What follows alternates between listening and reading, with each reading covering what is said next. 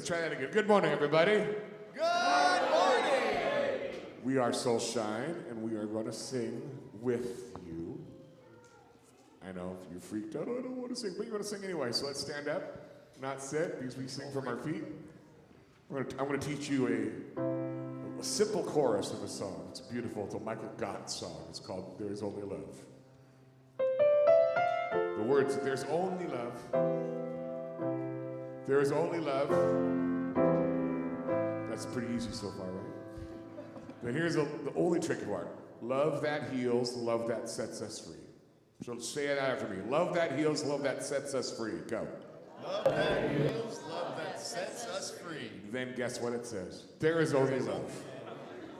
So I'm going to sing a verse, the intro, and then we'll sing that chorus together. Okay?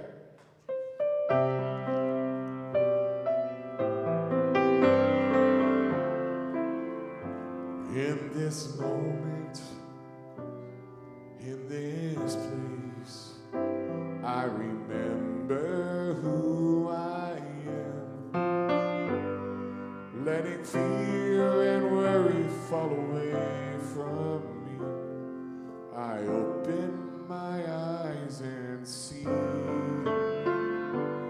there is only love. There is only love. Here's that line. Love that heals. Love that heals, love that sets us free. There is only love. Sing out, please. There's only love. There is only love. There's only love. You sing. There is only love. Love that heals. Love that heals, love that sets us free. There's only There is only Let's try that one more time to sing. There's only love. There is only love. There is only love. Love that heals. Love that heals, love that sets us free. There is only love. Holy, holy, holy.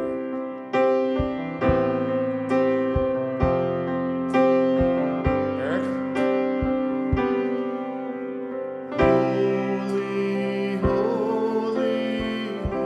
Sing with us. I am.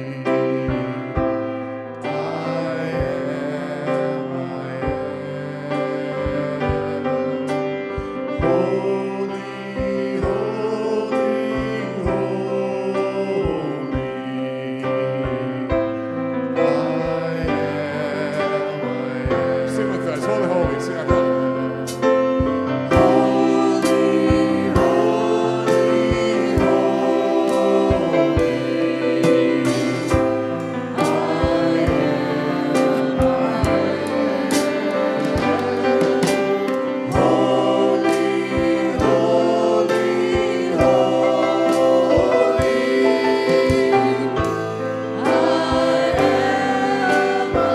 Just the voices. Sing out.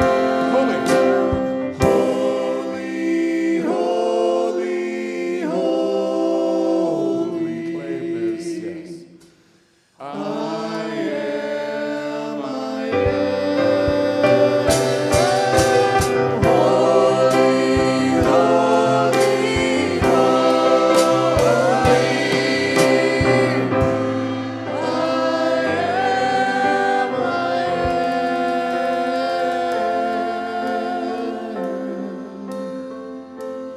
There is only love. There is only love. Love that heals, love that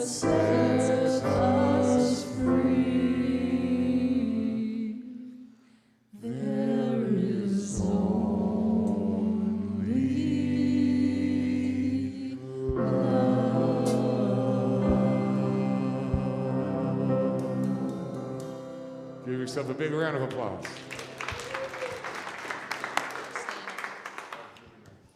All right, I'm going to try and squeeze up here. I'm going to squeeze in next to you, Victor. Good morning. Good morning, Unity community. Good morning. Woo! What a beautiful morning to be here. Beautiful fall morning in Bend, Oregon. And if you are watching online, wherever you are watching from, it's going to be a beautiful day because you are here with us, right? You all woke up and were excited to be here and made a concerted effort to be here. And it is no accident that you are here. I see some new faces. Welcome, welcome. And again, I just say, it's not an accident that you're here. There's something beautiful that's going to be shared with you this morning, and we're so glad that you can participate. We are, what are we? A wild souls sanctuary. Oh, nice, nice. There you go. You got the chest beat going, Eric. I like that. I like that. Let's all say together our mission statement. Ready? We stand together to create a global ecosystem of unity, deep wisdom, and loving kindness. We are here to inspire you on your personal spiritual journey. We are not here to tell you what your journey should be. We are just here to inspire you. You are welcome here no matter who you are, what socioeconomic demographic you are from, what your previous religious beliefs or upbringing is. We welcome all, okay? And our lovely team today, I am Claire Kubota. I am your host. This morning, our speaker will be our senior minister, Reverend Jane Hiatt, and she will also be doing our welcome prayer in just a minute. We have our fabulous Soul Shine team, Victor, Donna, Eric, Dave, and Richard. And then we will have Judy is watching our kiddos in the nursery, and William will be doing our kiddos in the youth program over in the nest. We have a beautiful guest this morning. Monk Brian Lottman will be doing our meditation and some chants and some sharing for sure. So we welcome him. Thank you for being here, Brian. Yeah.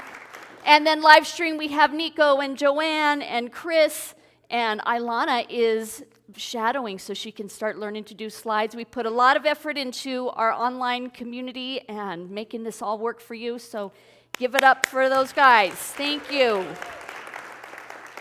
All right, and then we have our chair that we always like to recognize. This is the place for people who cannot be here physically, whether they have passed on, and you would like them to be here joining you and know that they would enjoy this wonderful service, or someone who is still here with us but not able to be here physically, you put them right there in that chair and hold a beautiful, beautiful, loving space for them so they can feel that energy. And then we also do our land acknowledgement to the beautiful people of the Wasco, Paiute, and Warm Springs, and all the other beautiful tribes who traveled this land. And we hold the highest regard for them, and everything that we do as a community is with regards to the environment and to every species on this planet, and taking utmost care so that we can continue in their tradition. And then now, I would like to welcome Reverend Jane to do our welcoming prayer. So before I start, let's just talk a little bit about prayer. The way that Unity does it, we affirm what we know to be true, because we come from Source. Source is not outside of us. And so we take that and we pull it from the essence of us and move it into form. So on the green prayer claim forms that are in there, or if you're online, there's a link, or even if you're here, you can get on your phone and type it in. That's what I usually do. But you can put down what you're claiming and allow us to hold that knowing with you.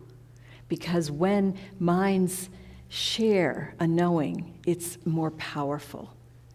So I invite you to do that. And we're going to have time that you can write that down while Dave is playing in a few minutes.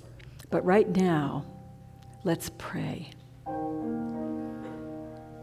we breathe together, knowing that the power that we are is here, sharing goodness in our world.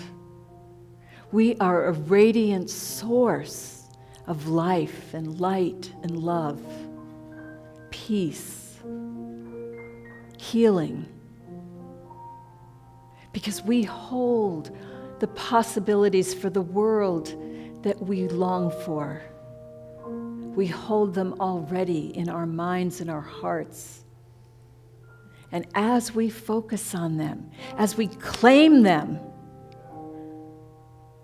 we allow them to move out of the world of thought and into the world of form.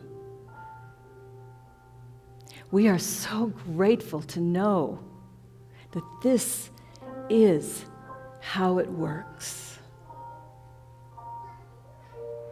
We claim, as we think about all our beautiful children who are gathered in the nursery or here or aren't here this morning, but we claim that we are creating a world for them, a world that they will be proud to inherit, and we will be proud to give them. This world already exists in consciousness, and we claim it now, and so it is. We'll play a little bit. You guys can fill out your blue sheets in front of you if you want to put in a prayer claim. Green and sorry. Or those colorblind, one of the colored ones.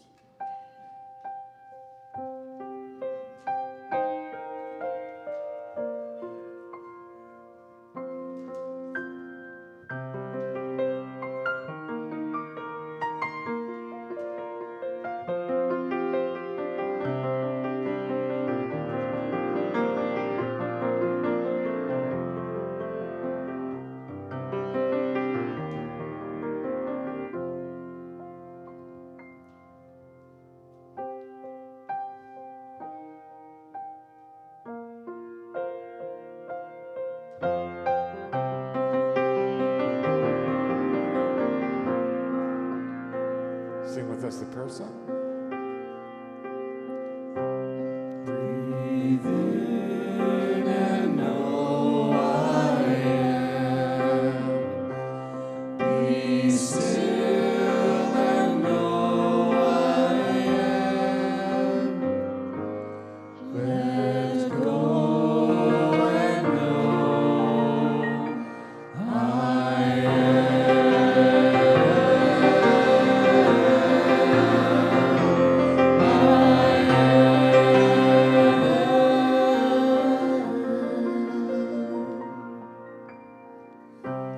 breathe in and know I am. Be still and know I am. Let go and know I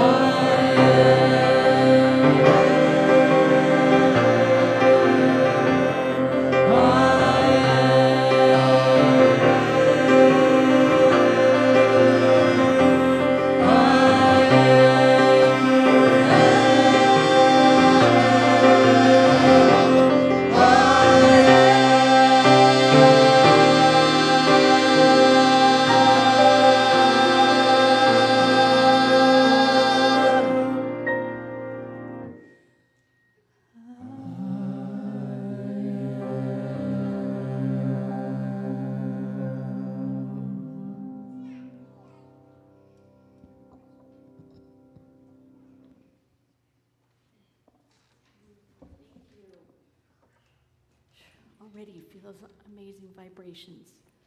So if you filled out a prayer claim, hang on to this, and when the offering baskets go around towards the end of service, you stick that in there, and our prayer chaplains will pray on it for 7 days, and then it gets sent off to Silent Unity and is prayed on for 30 days. And like Jane was sharing, it's one thing when you are holding the mindset and visualizing what you want, but man, to have a whole team and a whole community holding that for you brings a lot of power. So I encourage you, if you have not filled one out, to do that, as well as online.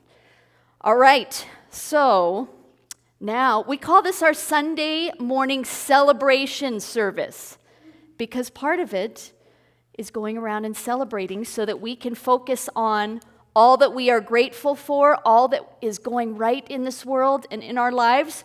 So Sienna, you're going to be my mic girl this morning. Let me get Sienna her mic, and she's going to run, right?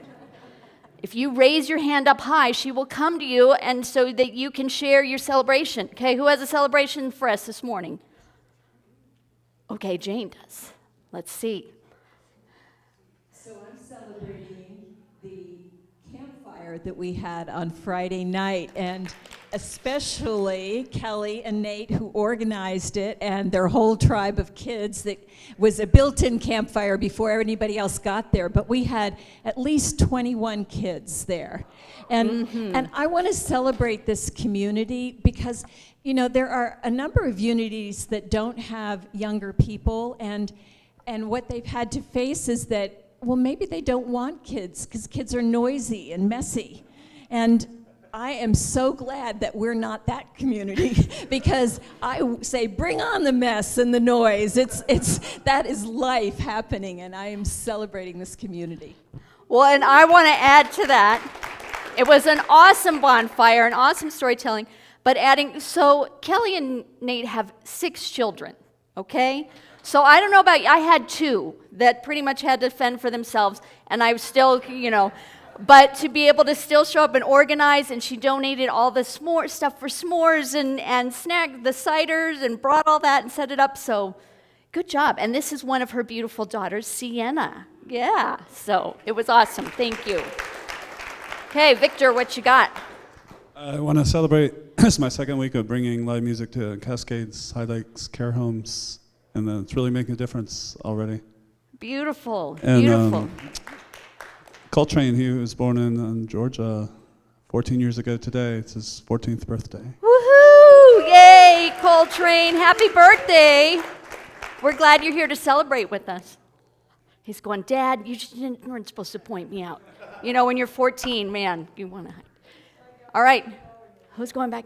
Mama Dean, what do you got? I wanted to celebrate a couple of things. Sienna's brother and me, it's our birthday today. Woohoo! More birthdays, so we're yay! Celebrating that. And I wanted to also celebrate Jane and this whole place because this week we had a wonderful dinner, and that allowed us to meet really special people. And every time I've done something with the sanctuary, it always brought me a lot, in my heart. So I'm very grateful, and I wanted to take this second to celebrate all of you guys. Yay, thank you, yeah. I know, I heard about your wonderful newcomers dinner the other night. If you haven't gone to one of those, we have those every month, so. Okay, who else? Come on, celebrations. Let's get 1 or 2 more. Kevin, what do you got to celebrate? I'm celebrating. I got a pizza oven. Woohoo! We had pizza party last night. Outdoor pizza oven, and we got a pizza party last night with the kids and their friends, and it was really fun. Yep, it was. And delicious. Delicious. All right, William. I'm celebrating that I got all my firewood in, split and stacked, and my sons helped me cut wood this year. They do every year. But that's just for a dad, that's a really good feeling to know that you have more than enough firewood to get through the winter, and I'm grateful for that. Yay. Big job. All right, and I think, you got one? We got 2 more. Let's do these 2 kiddos. I am celebrating to help the earth by cleaning up trash today. Good job. Yay. All right, and Evelette has a celebration. Nice. I'm also celebrating the campfire. Yeah, yes, we had some awesome stories. Okay. Oh, wait, some online ones? Nico, what are the people online celebrating?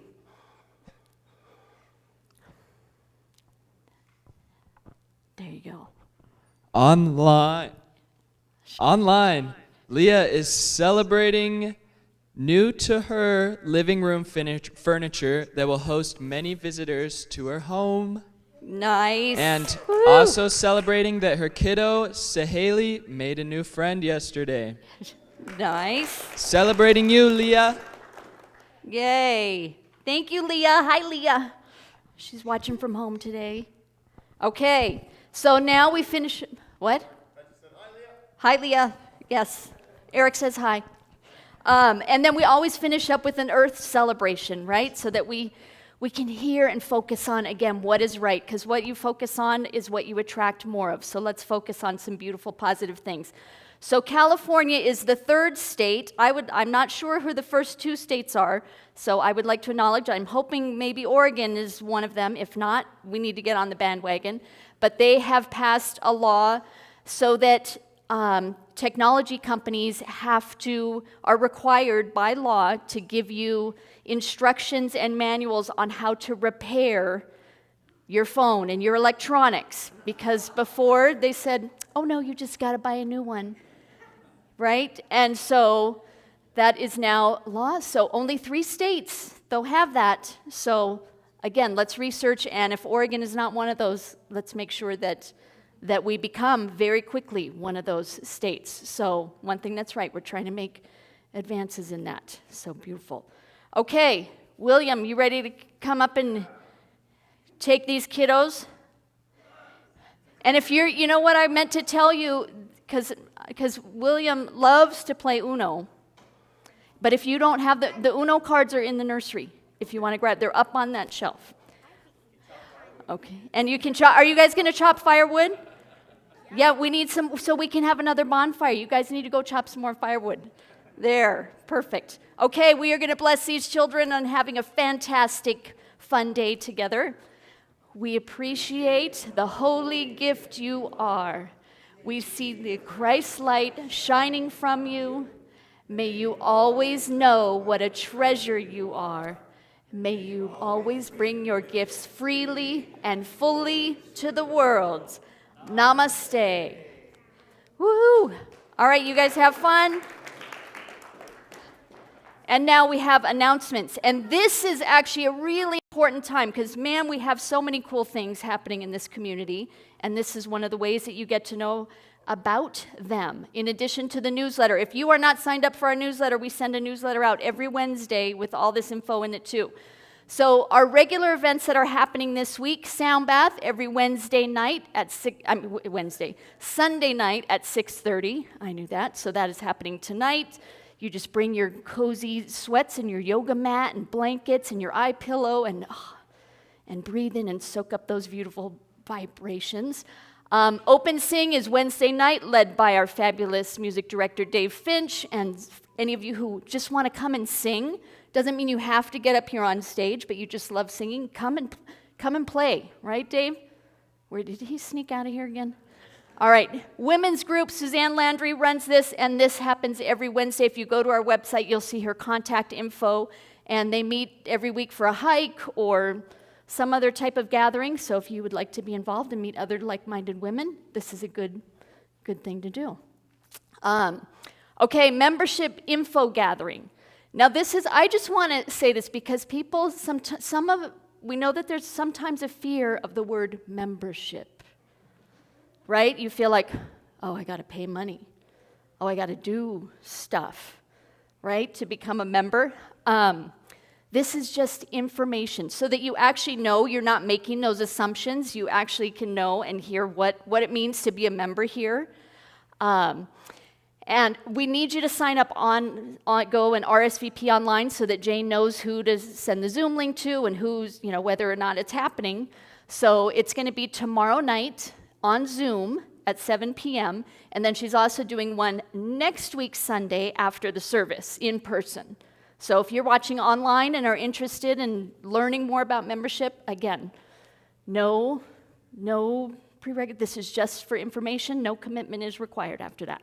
Okay? But hopefully we inspire you to want to be part of our beautiful community because it's pretty awesome. Today, and Brian will share more about this, but today after service, Our guest, Brian Lottman, is doing a satsang, an awakening your heart, and he will be doing some mantras and kirtan and sharing and playing his beautiful harmonium. So we're going to get a little sampling of that. And then if you would like later on to share more about what will be expanded upon in the workshop afterwards. But we would love for you to join that. I know Kevin and I are going to participate, so any of you that can join us and would like to stay, please do so. All right, is that it? Self-awareness class. Now that one just started, so that one is already done, right? Okay, so we'll skip that. But the consciousness cleanse, you can still join that. That is starting this week with Reverend Jane. And do you want to share? You shared a little bit about that. You want to do a quick couple words about that? Okay. If people are interested in it. So this is really, it's going to be here in person. So one of the things that you get from that is you get connection with one another. And the other thing that you get is a chance to examine with others what is holding you back from being in the flow. What is in your consciousness that you need to release? And it may be an old story, it may be a belief, and we'll do a lot of things. It's always experiential, but I hope some of you are able to come. Teacher, so thank you. Okay, and then I think we got. Now this is the Central Oregon Psychedelic Society is renting our space and putting this on. And this, I'm really curious about this because I have someone close to me who is with hospice and in the dying process and is incredibly fearful of dying. It's really hard. And there's a lot of research coming out now about how psychedelics and different things can help ease that process. So there's an amazing speaker, Leah Blackburn. I know if any of you have heard of her, but she is a chemist and and a psychologist and will be giving a lot of information. So if this is something that you are interested in just learning more with all the legalizations, just to know what the research is saying and be educated about this and knowing if it's something that you or someone that you know would benefit from that. So that is happening here on Thursday evening from 6 to 8. And then next week, Sunday, so we've got a beautiful workshop happening today after service. And then next week, Johanna Beekman, if you have seen her before, she will be our guest musician next Sunday.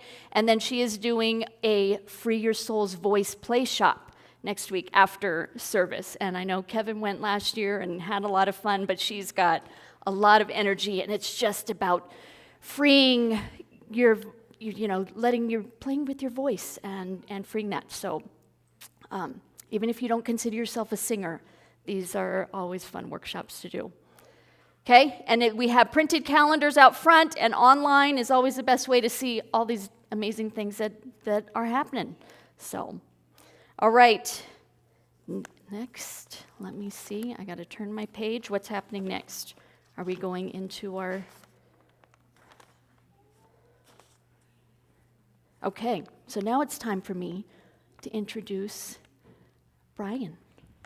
So first, I want to thank Daniel and Carrie for hosting. So Brian's been in town a week. He came down from Washington last week, Monday, after speaking at Unities. He travels regularly, speaking at a lot of other Unities and Centers for Spiritual Living, as well as other yoga studios and different places that you can share about.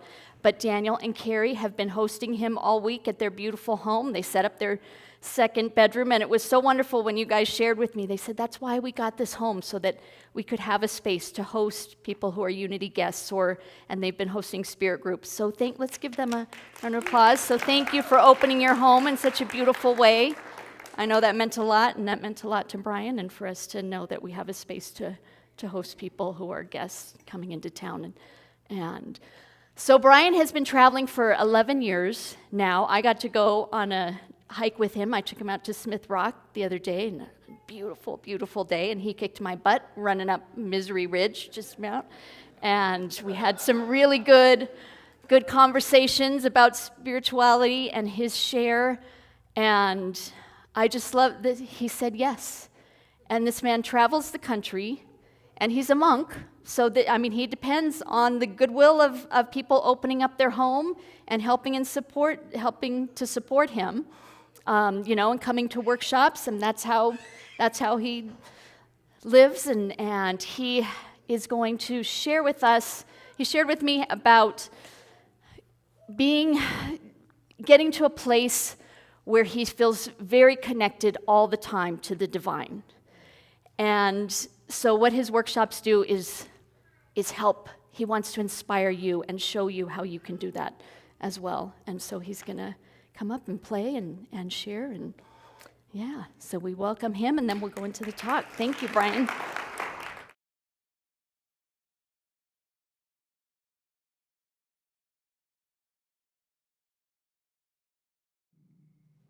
I just wanted to say that we're actually celebrating across the world a holiday called Navaratri. Does anyone know that? Yeah. So it's a big deal, right? So there are millions and millions of people across the planet who are celebrating the Divine Mother and connecting to her power, her energy. In Hinduism, they call it Shakti, the energy of the universe. So I just wanted to introduce that energy to you. So we can all kind of participate with that in the room and feel that.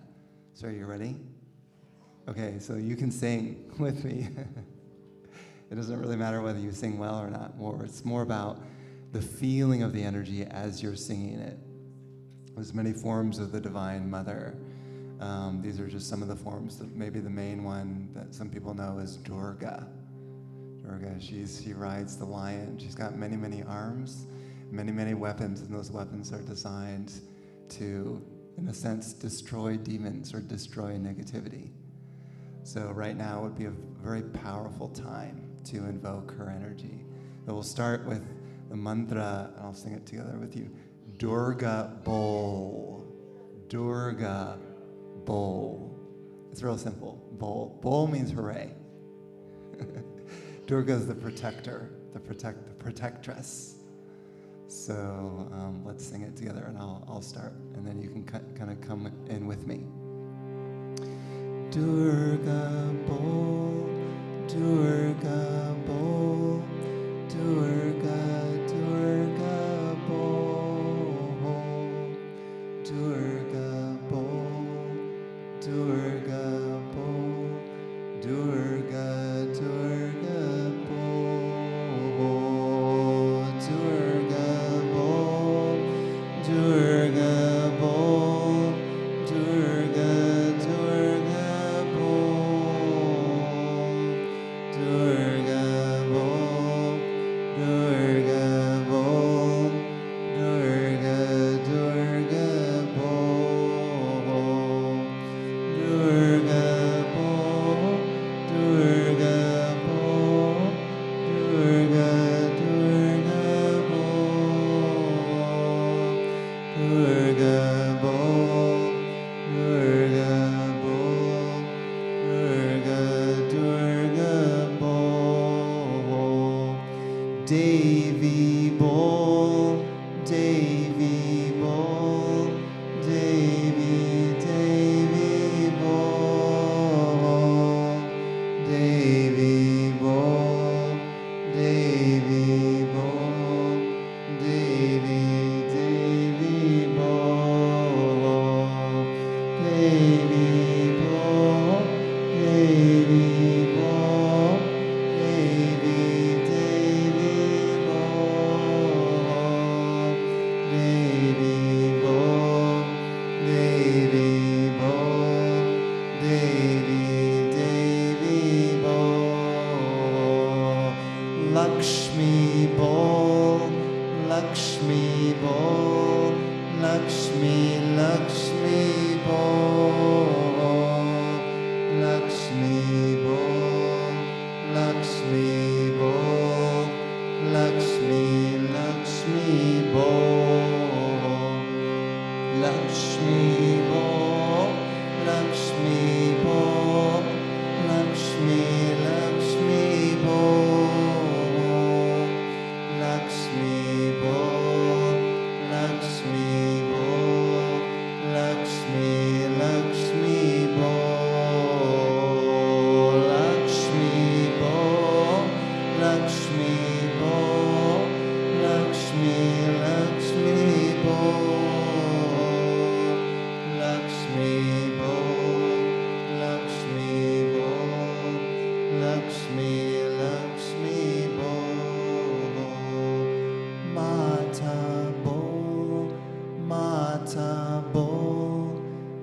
mata mata bo,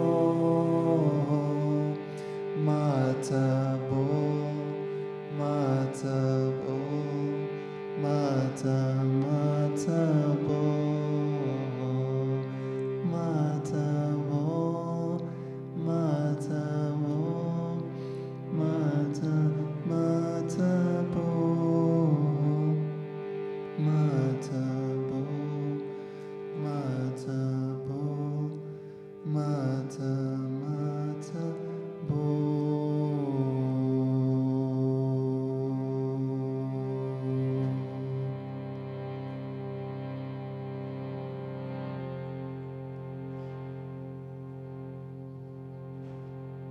Then we take in 3 deep breaths, breathing the light of the Divine Mother into your body.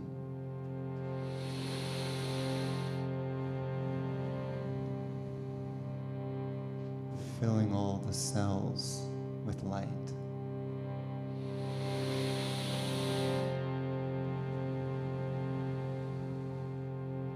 Filling your entire mind with light.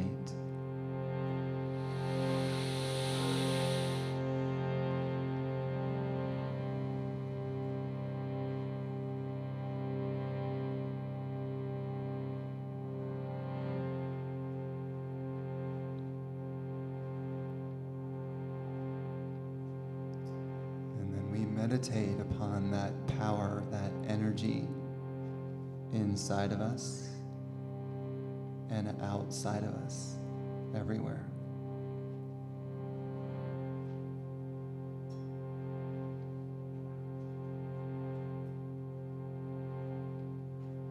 Feeling ourselves merge.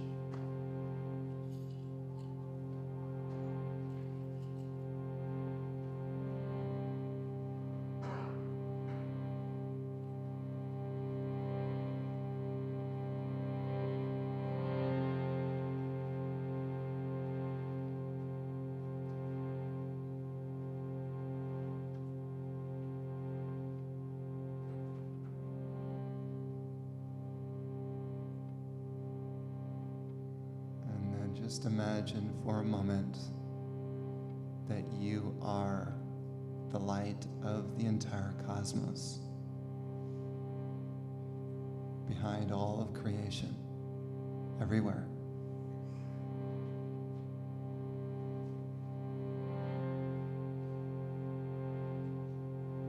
The one light.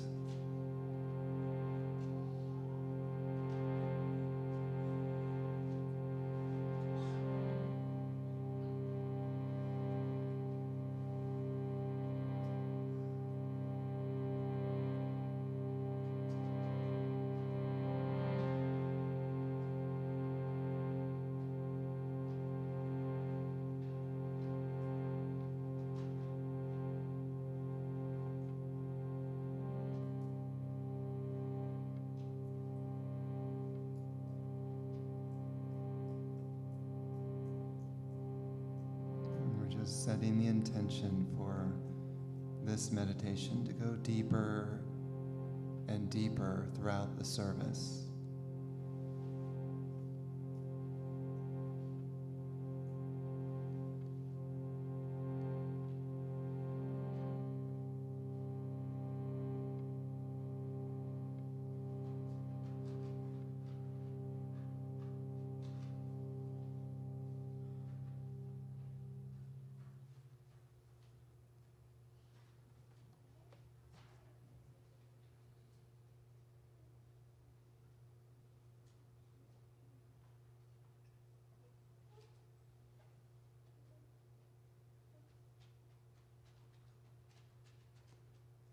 Namaste.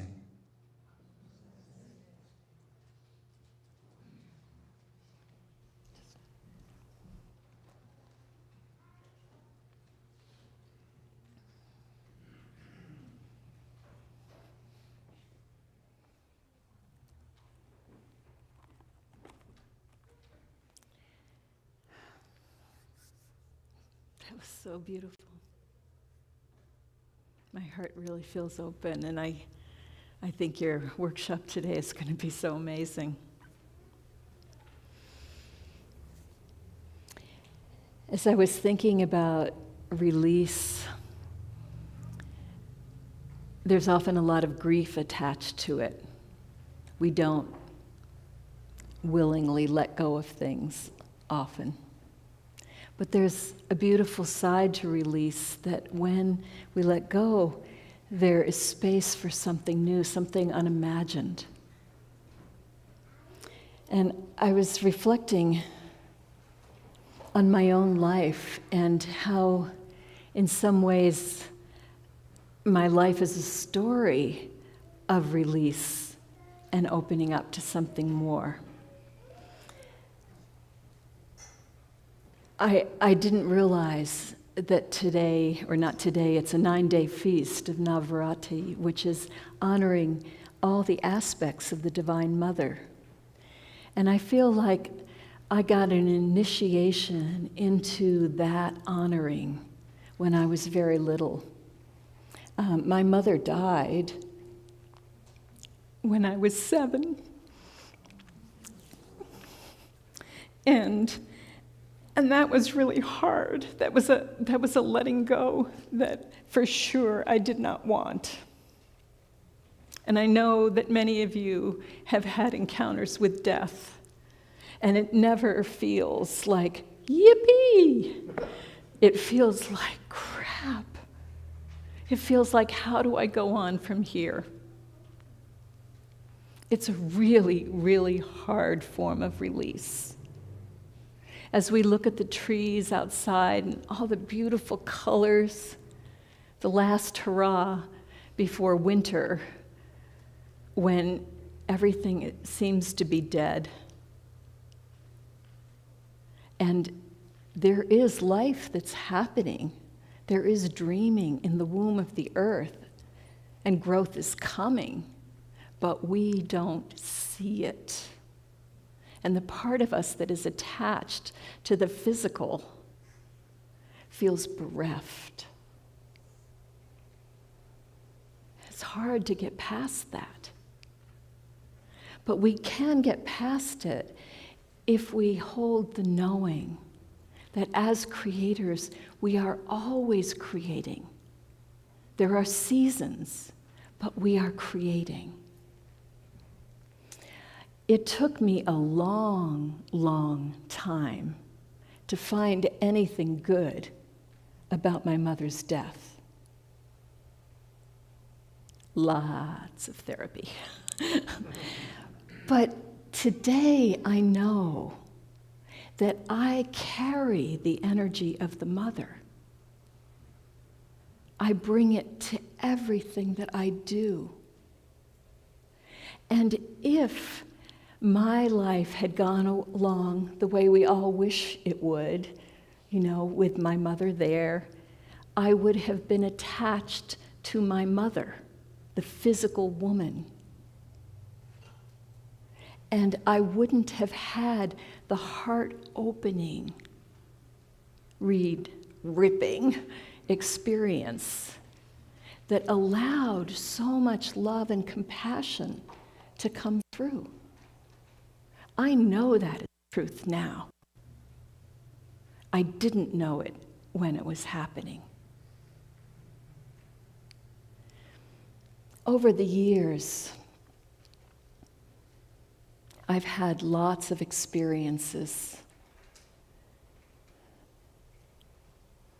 I'm not sure which ones I want to tell you about.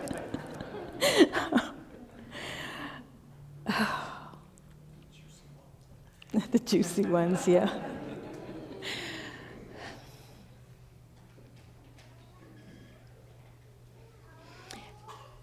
When I was still a teenager, I entered the convent, which was kind of a normal thing back on the East Coast if you grew up in a Catholic family. And I was releasing the possibility of a life, of a family. And I thought that this was where I belonged, and it may have been where I belonged then. I mean, it was where I belonged then. that was the era of sex, drugs, rock and roll, and I can guarantee you that if I hadn't been in the convent, I would have been doing all the wild things that they were doing out in California. But instead, I was praying and chanting and reading spiritual books and learning to be a teacher and, doing all those good things. But ultimately, it wasn't the place that I belonged. It was just maybe a place for safekeeping. And when I left that, I was a bit adrift. I had released a life that I knew and a Catholic tradition that was very much a part of me. And I didn't know what was next. And I was just kind of wandering around. I had a job. I was a responsible person, but I didn't really know where I was going. And I ended up in Houston because of a guy. And there I discovered a whole world of possibilities spiritually, and therapy, which was good. And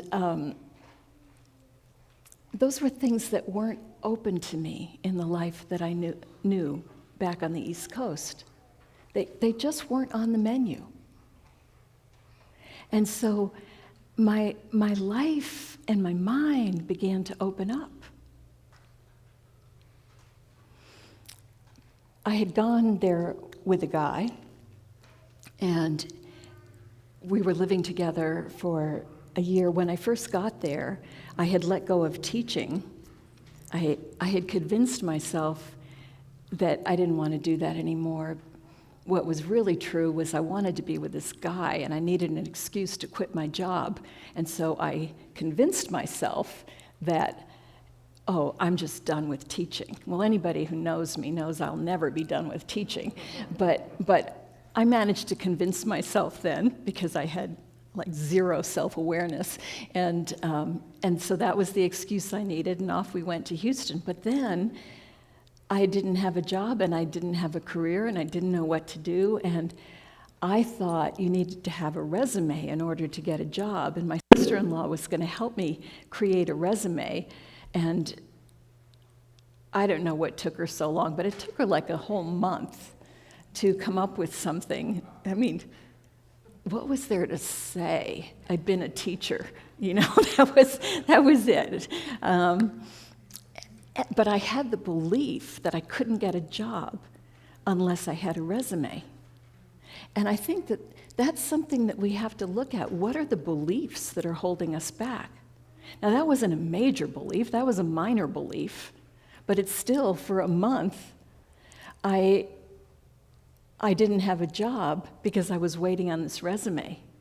And here I was sitting in this apartment complex in Houston, and it had a swimming pool, and I could have been actually doing things, enjoying Houston, but no, I was waiting for my resume, waiting for my life to begin. And it was all because of my beliefs that were so limited.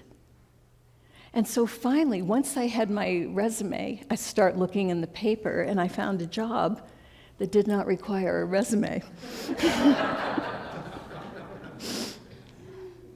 So this job was in an engineering recruiting office, and I went from being just a temporary office person to becoming an engineering recruiter and actually making a whole bunch of money, which was astonishing to me because as a teacher with 9 years experience, I was making $11,000, and that in 9 months I made like $60,000. It was just like, I was so blown out that this was even possible. And then the guy, meanwhile, had gone on to Thailand because of a job opportunity. And when he realized it was going to be more than 3 months, it was going to be more like 9 months, he said, "You want to come?" I said, "Sure." So I let that prosperous job go, and off I went for an adventure.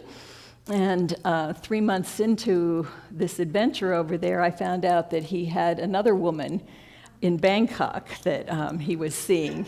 So that was the end of that relationship, at least I thought. So we broke up and I came back to Houston. So I had to let that go, and that was really, really hard. But at least I had some standards, that was. And so I came back to Houston, and then I got to do the thing I'd never gotten to do. In high school, I had one boyfriend for a few months, and that was it. I never had figured out the friend thing, and the boyfriend thing was even harder, so I'd never done that. And in Houston, I actually had a number of boyfriends all at the same time, and it was so much fun.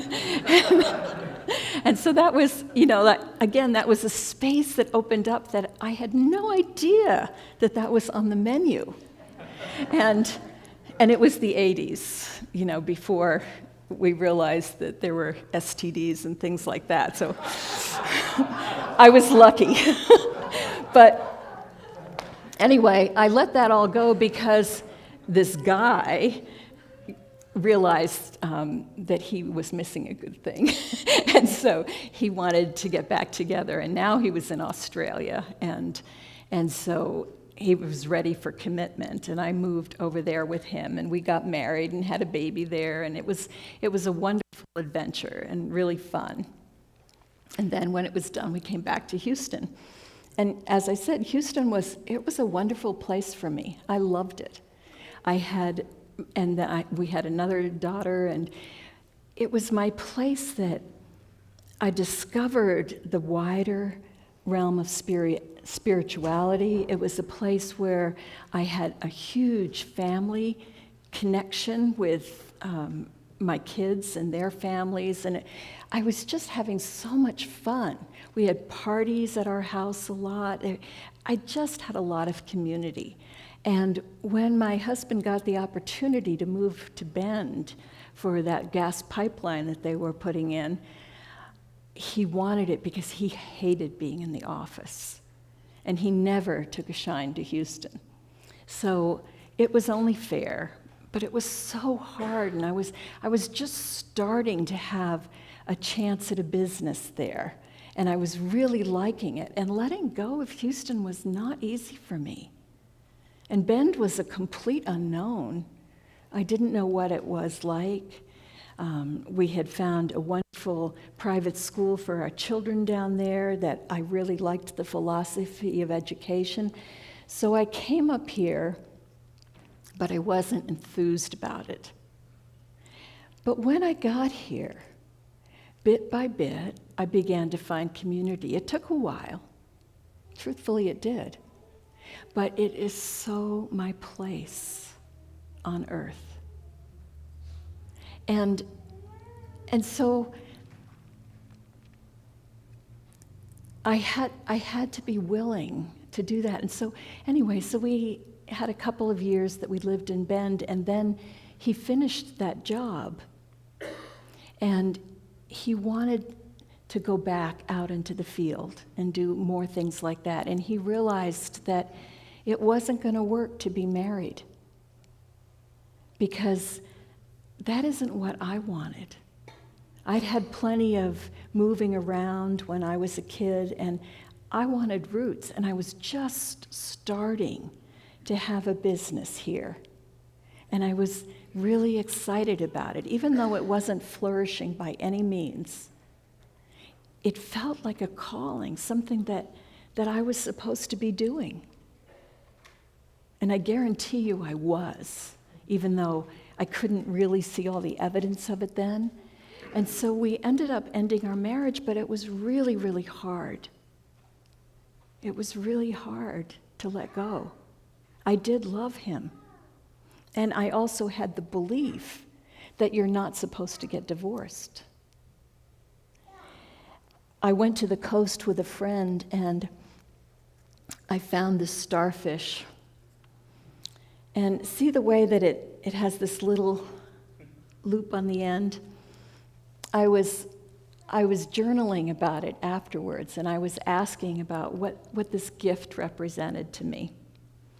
And it said that because I had been, before I before I kept it, I was debating, is it still alive? Does it have a chance at life? Because if it did, I was going to throw it back in the water. And I decided that no, it really didn't. And the journaling said that, even a little bit of life is so precious to us that we cling to it. But a little bit of life is not the same as being fully alive. And that was the truth about my marriage. That marriage was no longer fully alive, but there was a little bit of life. A couple of years later, I was remarried and I was at the beach. And I was walking along and I'd been finding all these sand dollars, and it was on the way home, the way back from my walk, and I figured everything's gone now. And I found this. And it has been with me ever since, because it's such a graphic of what we're willing to settle for and what is possible.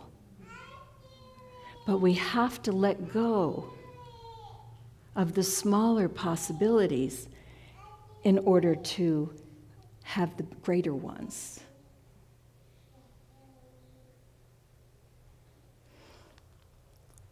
This marriage that felt so wonderful ended after 17 years. And so I was back to that belief system. Am I a failure?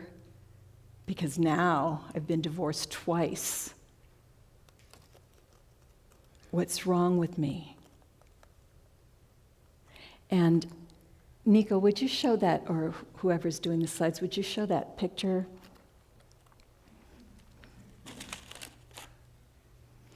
So this is a print that hangs in my office. And this is something that I used to help me with that second divorce. There's a bridge, and you're walking over the bridge, and all you can see is brambles. When something ends, and it isn't what you would have preferred, you don't know what's next. You can't really see it.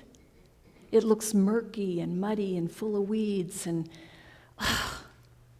where am I going? But there's something on the other side of those bushes. You don't know what it is, and so each one of us gets to fill in the blank. What is on the other side of that?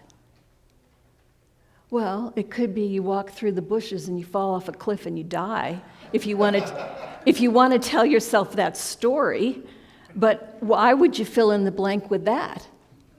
So what I did is, when I was a little kid, I grew up in New York, and there's a place called Coney Island, and I have this very, very fuzzy memory of it. Like, I can kind of see a boardwalk, and I know there's an ocean, and I think there might be a Ferris wheel. I don't know if that's exactly true, but that's what's the picture in my head. And so that is what is on the other side of those weeds. And so every time I looked at it and I thought, all right, this is where I am, all I can see is weeds, but I know that I'm going through those weeds, and on the other side of this is Coney Island, and it is gonna be fun. And that's exactly what happened for me. That's exactly what happened. The husband I have now, Jeff, is a wonderful playmate, and we really have fun together.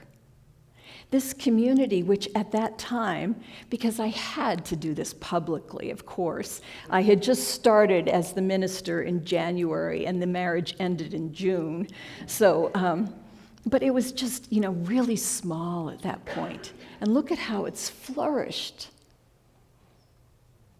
It's really been a wonderful experience, but I couldn't have been open to that if I had been insisting on a story that painted me as a victim. If I had been insisting on a story of misery. If I had been holding grief close to my chest and I wasn't going to let it go because I was identified with it. And I'm not saying you shouldn't grieve, and I'm not saying there's a timeline for your grief. You have to decide what it is. But please don't make it forever. Because the people that we have to let go of in our lives, for whatever reason, we're not totally letting go of them. We let go of the form, but the essence, the being, is one with who we are. And so we can never let go of that. Sometimes it's not letting go of a person, it's letting go of other ideas. The first time I wrote a book, this is my first book, and I was really proud of it, and it's long. And it took me 2 years to write it. I spent every day on Friday while the kids were at school writing my book for 2 years. And so this was published, and then it's many years later, and I was taking an abundance class, or teaching it, but it was somebody else had designed it. And we had to talk about, well, what was something we really wanted? And I really wanted to write another book. But I didn't have all day Friday for 2 years. And so I had this belief that that's how it's done, or at least how it's done by me, and so I couldn't write a book. And so then in the class they said, okay, well, whatever your limitation is, you have to flip that around. So my limitation was I didn't have time, and I flipped it around as I only get 10 minutes a day to write. So, it's hard to argue that you don't have 10 minutes. So that's what I did. So this book, Love Letters from the Mother, where I really owned the mother energy, came out of that. And each one is just a little story, a little love letter. Here's one. I know you're scared. You've told me you feel like you're losing your grip, like you're walking a tightrope, using all your energy to avoid what seems like the inevitable misstep. Dearest one, I want you to trust me. I want you to do something that may seem scary. I promise you that you'll be okay. I want you to let go. Just fall. Step right off that tightrope and fall. Because when you do, you'll discover that you are falling into me. You'll fall right into the arms and the breast of your mother. I am like the softest, coziest feather bed. I will catch you. I will always catch you. You can spread out upon me and move freely and safely. No matter where you go, my expanse will encompass you. Just trust. Step off your narrow, frightful path. I am here, your landing spot, the mother. It would not have been possible without that first initiation as a child and letting go of my belief. You heard Lawrence talk a few weeks ago about his journey with Lorraine and how they decided to end their marriage and how hard that was for him to let go. And he also had to face that, I've been divorced this many times, what's wrong with me? And yet, when he let that go, a space opened up. And now he is so excited about his new adventure. Victor is going to share a song with us in a little bit. And he had an experience where he had fallen in love and he was so happy, and then she just dropped him for no reason, without explanation. And he went into this such grief. But in this grief, he turned to his music, and just like my heart opened up, his heart opened up. And this beautiful music started pouring out. what was it, like 60 songs or 20 songs in 60 days? Something like, it was ridiculous, the amount of music that came out of him. And on November 4th, he's having an album release party for this amazing series of songs, something that he could not have conceived if he hadn't had that heartbreak. We call release a bad thing, but it's not. It's an opening door. I want to invite Brian to come up and join me, if you would, because Brian has a beautiful story about letting go of everything and where it has led him, and I want you to be able to hear that. Yeah.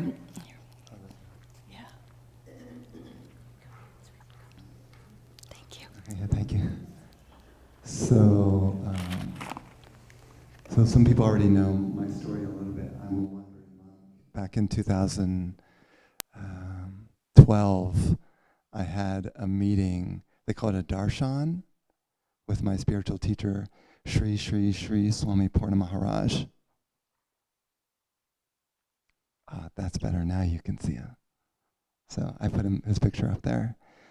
He is an amazing being, a great master from the high Himalayas, an immortal being, someone who kind of, they can choose when they want to release the body. So, and it was interesting because although the conversation was only 3 minutes long, and in it he said to me, Brian, now you've done a lot with your spiritual practice. Now it's time for you to let go of your old life. As I was running a financial planning firm at the time, I'd been doing that for 10 years. I'd been successful, had trained, and all of my education was to sort of achieve a very comfortable life and then be able to retire early. and one conversation with them, 3 minutes, it was all done, everything that I had worked for. So, and that was 11 years ago. And then he said, now set out on the road and share these spiritual gatherings with others, share the energy with others. And I simply said, yes, of course, Guruji. Yes, of course. And you talk about letting go. It was kind of letting go, but for me, that was a joy. I didn't have a problem. I did not grieve at all, actually. I was actually kind of excited, like, oh wow, what's going to happen with this? And so I went home, at that time Austin, Texas, and had an apartment there. So I invited my friend, who was a homeless guy, lived underneath a bridge, and sometimes it would get cold in Austin at night. So I invited him over, and he came to my little home, my little abode, and I said to him, look around at my apartment. You can have anything you want. I'm leaving all of this. I'm going to get a van, put a bed in the van, and set off and carry just a few things. What do you want? And he looked around, and he looked at me, he pointed to the guitar. I had a really nice guitar from Spain, like an acoustic guitar, classical guitar. He said, well, what are you going to do with that? I said, it's yours. Take it. It's yours. I'm letting go of everything. And that actually was a valuable thing, because I had spent also years training classical guitar as well. So I gave that to him, and he was so happy he could play it, because he was a really good guitarist. He was really happy. And then I bought a van, put a bed in the van, and pretty much sold or gave away the rest of my stuff.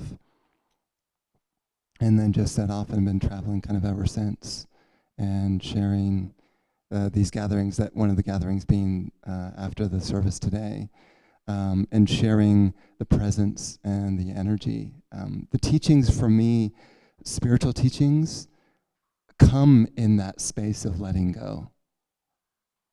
If you understand what I mean, like when you let go of something inwardly, like some sort of attachment, there's a more space for spiritual energy to arise in you.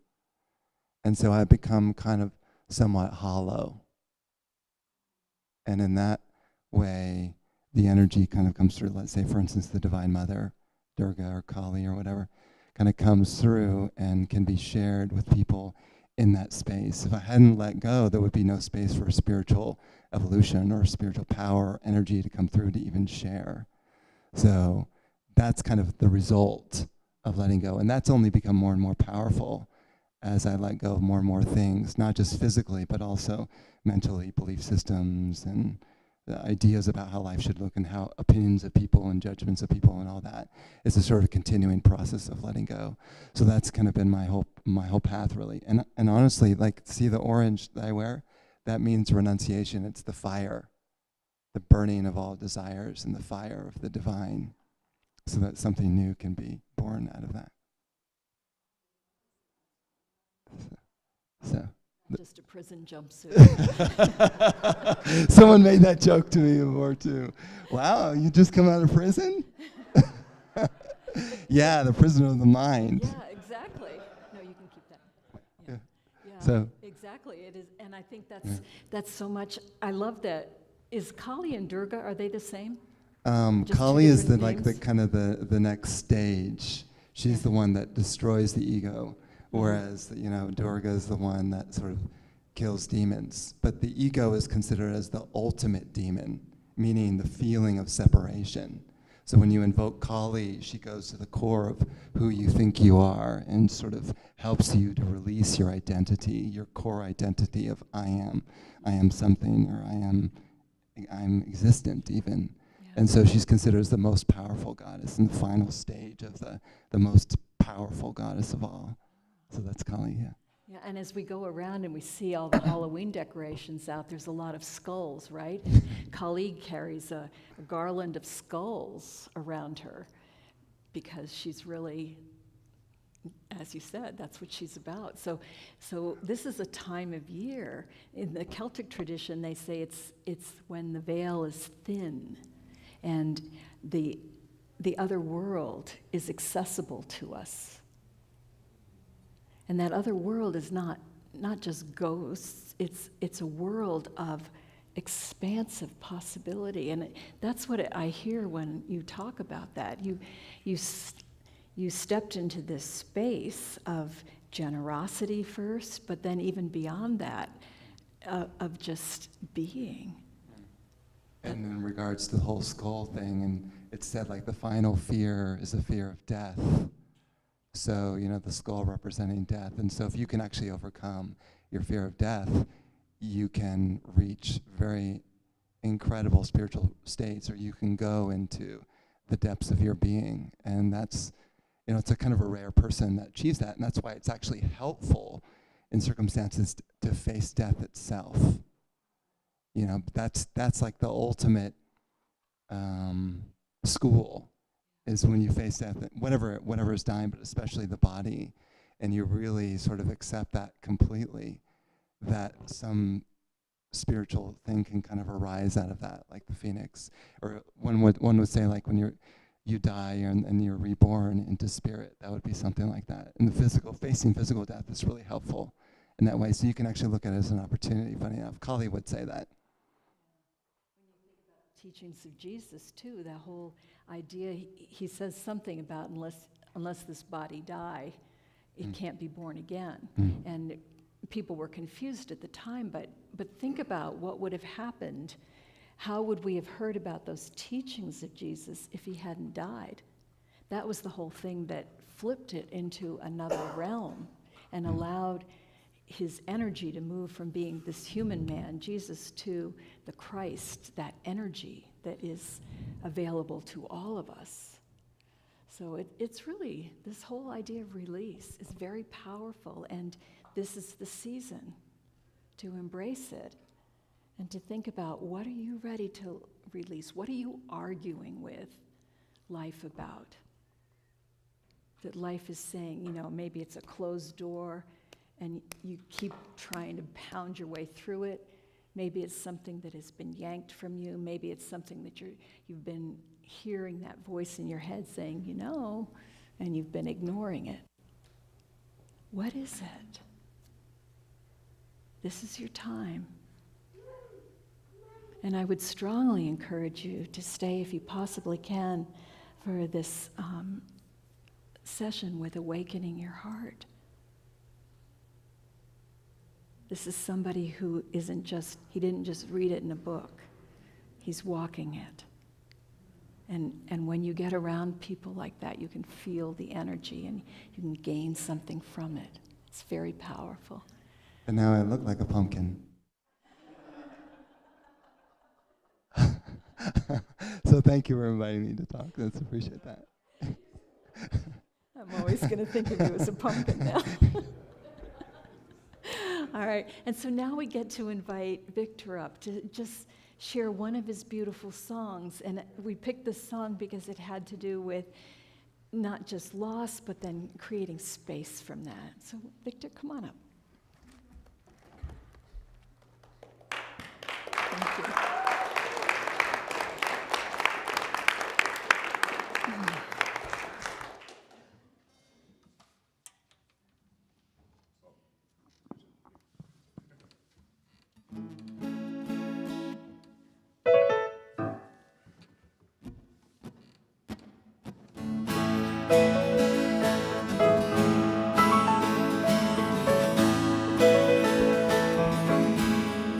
Flying without wings, getting higher as we go, disdaining all the world below. Close your eyes and don't you know you're flying without wings.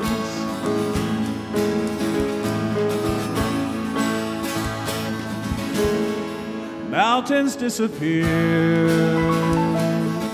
we see them rise and then they're gone. But it's to you that I am drawn. To just keep flying on and on, flying without wings.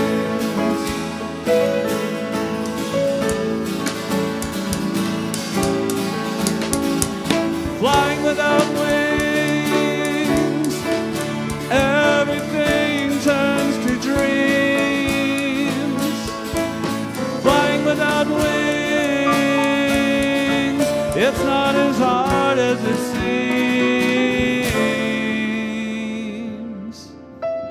Flying without wings, beneath the Spanish moon, lovers dance and singers croon. The band plays all your favorite tunes when you're flying without wings.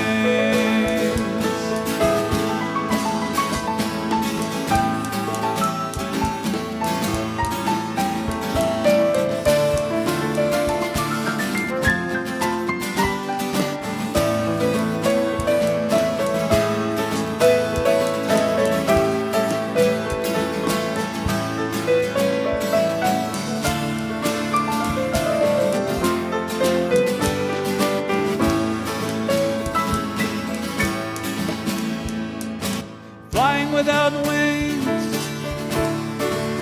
everything turns to dreams. Flying without wings, it's not as hard as it seems. Flying without wings, getting higher as we go, disdaining all the world below. Close your eyes and don't you know you're flying without wings.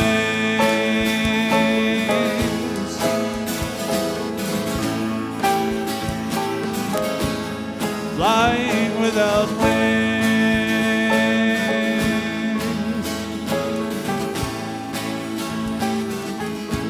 Flying without wings.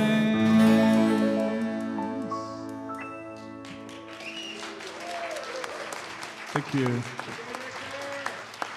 That song's actually 25 years old.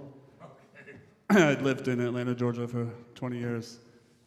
Then I accepted a job offer to come to Bend, Oregon and work at a nonprofit preschool. So I had to leave behind my whole life in Atlanta. We're glad you did. but it's been a great thing to be here and live here in Bend in my 10th year.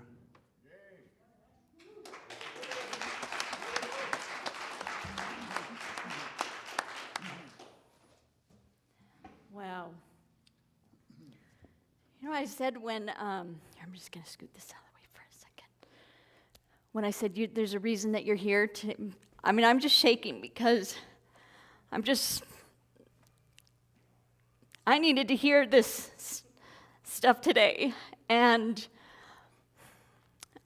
I was reflecting on, when I read Brian's bio, and he talked about his guru saying, I want you to let it all go, and I want you to do this.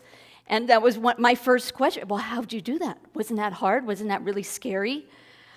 And so thinking about that, and then I'm sure a lot of you have, your morning reading, right? Your book or your daily word that you open up and read, or an email that you get that's some spiritual passage that kind of sets you for your day.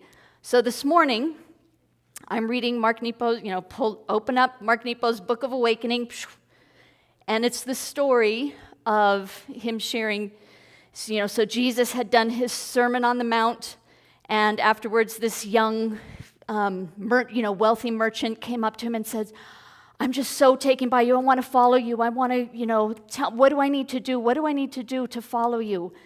And Jesus said, nothing, just come with me. Yeah, but I have to tell people. Yeah, but I have to make sure, how much money do I bring in? Yeah, but I need to get stuff together. And so I was reflecting on your story and just about how, yeah, but, and I can't. And then during service, I don't know if you heard little Mabel over there going, I do it myself, I do it myself, I do it myself. She's 2. And she's got it down. She's ready to do it. No, I don't have any fear. I'm ready to do this all by myself. And don't do it for me. Let me do it. And so I thought, perfect. So I'm just feeling like just all the messages this morning are, sometimes Spirit just slaps you up the side of the head. And if you don't hear it the first time, it'll come back again. And she'll come back again. And she'll come back again and say, until you finally get it. So beautiful talks, beautiful shares, and thank you for opening your heart and sharing your story with us, Jane, and you too, Brian, and I'm so excited to hear more in your after, and then you sharing that, so, all right, I'm just shaking, a lot of emotions going on. So, if you are new, is there anyone here for the first time? Ta-da, brave. Would you like to introduce yourself or just say hello? We just want to say welcome, and we are so glad that you're here with beautiful Rita. Crystal. And Rita invited you, so perfect. Yeah, thank you. Thank you for welcoming her. We're glad that you're here. Any of you that are new, if you have not, in the back of the cards or back of the seats, there are blue cards where you can fill out your name and your email. And like I mentioned earlier, we send out a weekly newsletter every Wednesday that tells you what's going on, so you will receive that. And then it is now time for our offering. And again, I wanted to share this because talk about how Spirit is showing up. So knowing that this was going to be the topic today, I want to talk about giving in a little bit different way. I am operations director here, and I work so hard at organizing these events and workshops like Brian's going to do, or concerts, and renting our space, to the organization that's renting it this week. And that is a beautiful way for us to also generate flow for our community. Right? Our donations are the bread and butter, what keeps these doors open, and then the way that we increase that flow is these wonderful opportunities for additional workshops and for renting our space. And what I realized in the middle of the night last night, thinking about the fear and the things that we tell ourselves, is our community doesn't sign up for things early. I'm going to see what it feels like this morning, and if I feel like showing up, and what Spirit calls me to do today is what I'm going to do. And that's a belief that I realize I've been holding inside of myself. And man, as operations director of this place, I can't be thinking like that. I mean, we have so many amazing things happening here, and I want us to all get on board and create this beautiful flow for these opportunities. So if you know someone who needs a space to rent, invite them here. If you hear that we're doing a poetry, the monthly poetry thing, and you know someone who's a poet, invite them. If we have an amazing jazz musician who's doing a concert, don't just think about, oh, well, I'm not into. Surely you know someone who loves jazz who you should invite. So think about expanding our reach and opening up that door. So that is the offering that I put out for you today, to help me expand and create that flow and create that energy. So, yes, go for it, Donna. Something about the sound bath. So we don't have a lot of Unity members coming to the sound bath, so if you have any questions about them, please see me, because they have been so magical and so blissful, and so please come see me. It would be awesome to see more people. That's a wonderful example, and Anne has brought in a lot. All right, greeters, I welcome you to come up with your baskets, and let's just put some beautiful energy. Those of you that do auto donations and feel like, well, I always feel sad that I am contributing regularly to Unity, but I don't have anything to put in the basket. Oh my gosh, we have these cards that say thank you for being a sustaining member. Grab one of these at the front when you come in and put them in the basket. This is also your opportunity to put your prayer claim forms. If you want us to keep tax records for you of what you're donating, this is only for cash. If you're putting in a check, we take your name off of the check. But if you are putting in cash and would like us to keep track of it for you, put it in this pink envelope and stick them in the baskets. And there we go. Let's create some flow.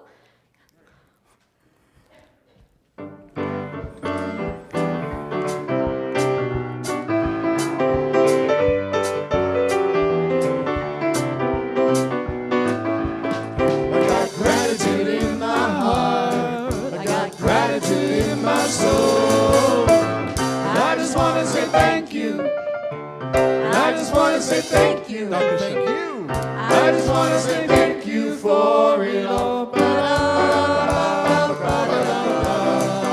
Thank you for it all.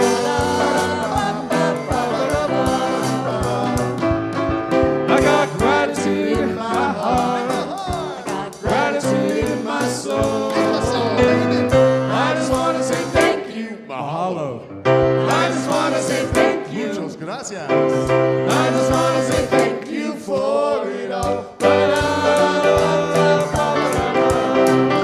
Thank you for it all.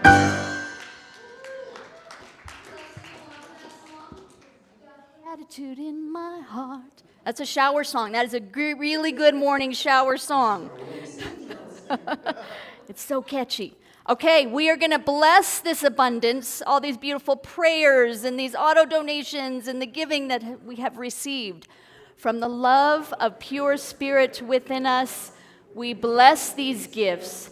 We send them forth to heal, bless, and prosper. They are evidence of our faith and belief. They do good work in the world and return to us multiplied abundantly. And so it is. Woohoo! Thank you. All right, and now it's time for our closing. We are so grateful that you came this morning. We hope that you can stay, enjoy more time with Brian. And if you are in need of a prayer, we talked a lot about prayer at the beginning, but if you are in need of, would like a one-on-one with one of our prayer chaplains, they will be up here to do, again, hold your hand and help you create that energy. Because this is a perfect time. If you've figured out what your block or what you're saying that is really not true, get a prayer chaplain to help you manifest that and build on that energy. Our prayer of attention, remember, this is how we now go out into the world, because we have preached to the choir, right? This is what we all believe in, the energy that we have created. Now how we go forth into the world out there. Ready? Holy light shines within and all around me. a presence of love that is always there. I am that presence. I am a radiant field of love energy. I am holy light. My essence cradles and guides me. I am a gift in this world. I go forth from here in joy to bless the world with my loving light. Go shine that light. Thank you for coming. Have a beautiful week.